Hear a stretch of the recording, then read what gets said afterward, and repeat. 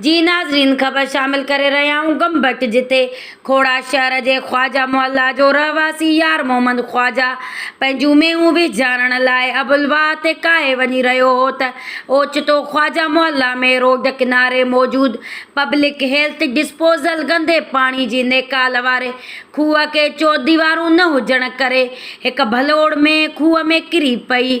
इतला बावजूद खोड़ा town committee जो को भी अमलदार मदद लाइ न पहुतो। यार मोहम्मद ख्वाजा जे दाहुन ते भरपासे जा रहवासी निकिरी आया, जन खूह मां पंहिंजी मदद पाण रसनि सां खूह में लही मेंह खे कढियो। यार मोहम्मद ख्वाजा जो चवणु हो त मुंहिंजी मेंह जी क़ीमत तक़रीबन 2 लख जे क़रीब आहे। अल्लाह पाक जा करोड़े एहसान जो पाड़े वारनि जी मदद सां मुंहिंजी मेंह बची वई आहे।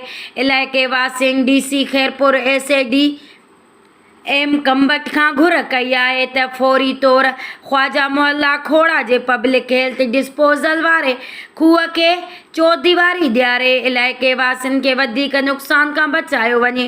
हिननि वधीक चयो त पाणी नेकाल वारे खूह भरिसां साम्हूं हिकु प्राइमरी स्कूल पिणु आहे, जिते मासूम ॿार पढ़ंदा ऐं रांदि खेॾंदा आहिनि। जेकॾहिं फौरी तौर दीवार न ॾियारी वई त को भी वॾो जानी नुक़सान थी सघे थो, जंहिंजे सॼी ज़िम्मेवारी पब्लिक हेल्थ ऐं टाउन इंतिज़ामिया खोड़ा जी हूंदी।